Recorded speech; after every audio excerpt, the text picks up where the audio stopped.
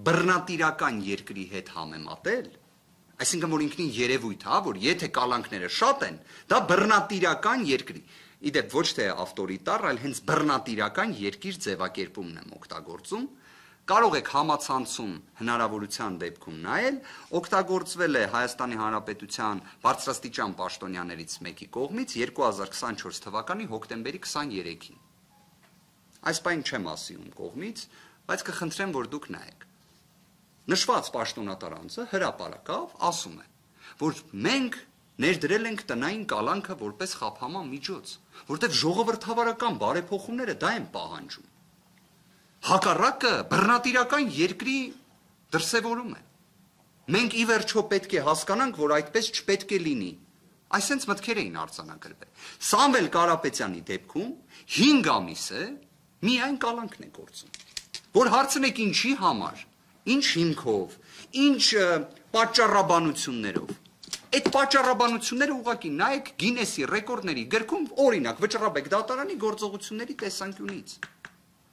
Այստեղ ես ողջամտություն չեմ տեսնում։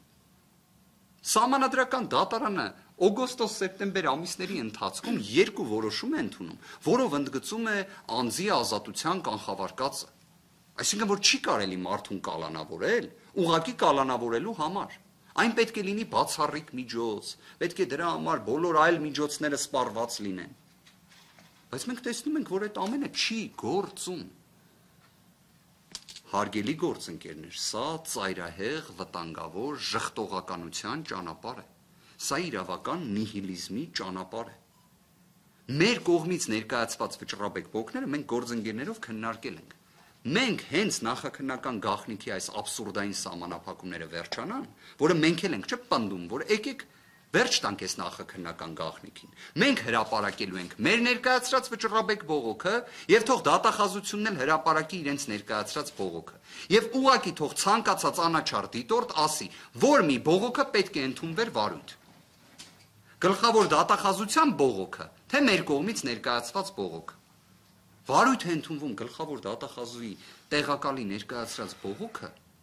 եւ 20 օրյա ժամկետում որոշում է ընդունվում։ Հենց այն օրը, որ քննիչը կարողանա միջնորդություն ներկայացնի։ Այստեղ էլ է հետաքրքիր հանգամանք։ Քննիչը ըստ քննչական կոմիտեի նախագահի հրամանի ժամկետի լրանալուց 7 օր շուտ պետք է ներկայացնի միջնորդությունը։ Այս անգամ այդպես չեղավ։ Այսինքն քննիչը ինչին էր սպասում։ Ինչին էր սպասում, այսինքն այս ինչ համոզմունքներ, այս ինչ կանխավարկածներ են գործում։ Եվ ներկայացնում է նոյեմբերի 13-ին, որը քրեական դատավարության օրենսգրքով վերջնաժամկետներ միջնորդություն ներկայացնելու։ Բայց անպայման միջնորդության մեջ պետք է հնարավորություն ունենար ցիտելու Վճռաբեկ դատարանին։ Բայց դա միայն ինքը ունի։ Այդ հնարավորությունը վերապահված է միայն քննչական մարմիններին։ Սամվել Կարապետյանին վերաբերող Վճռաբեկ դատարանի որոշում, բայց Սամվել Կարապետյանի պաշտպանական խումբը դա չի ստանում։ Դա ստանում է քննիչը։ Թե ինչ ճանապարհով գաղափար չունենք։ Իդեպ մի հանգամանքել եմ ուզում նշել եւ խոսքը փոխանցեմ գործընկերներիս։ Վճռաբեկ դատարանը ունի 4 պալատ։ Հակակոռուպցիոն պալատն էր, որ այս գործը քննում էր եւ ռեկորդը սահմանեց։ Վճռաբեկ դատարանի հակակոռուպցիոն պալատի նախագահը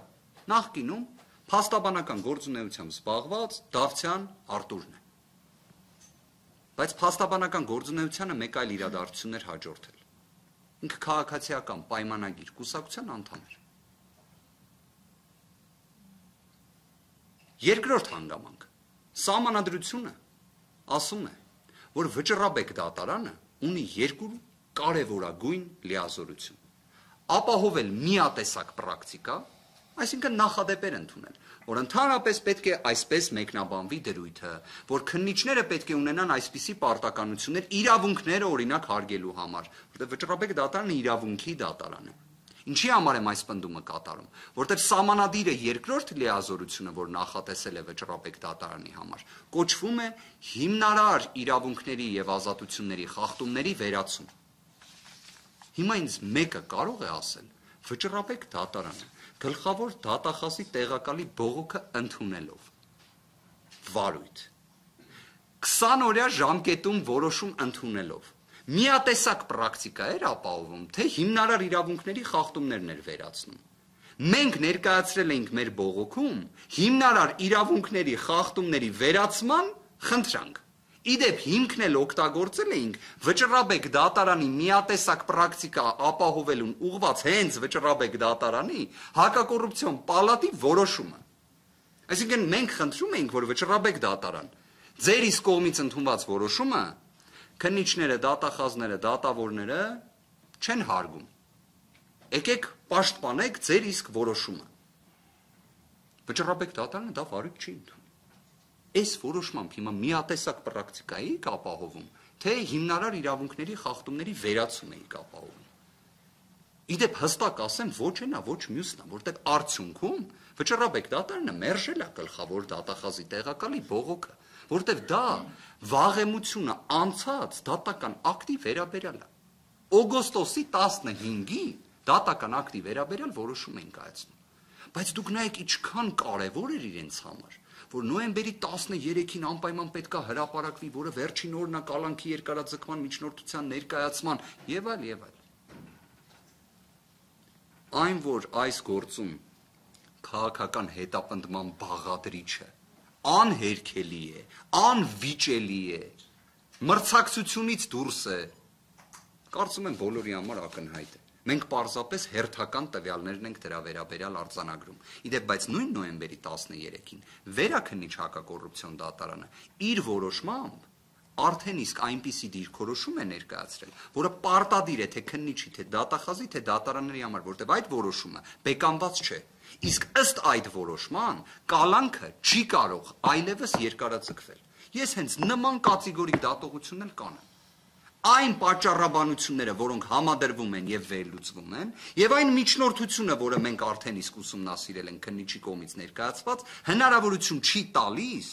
նվազագույն իրավական պետության պայմաններում կալանքի երկարաձգման։ Սա է իրավիճակը։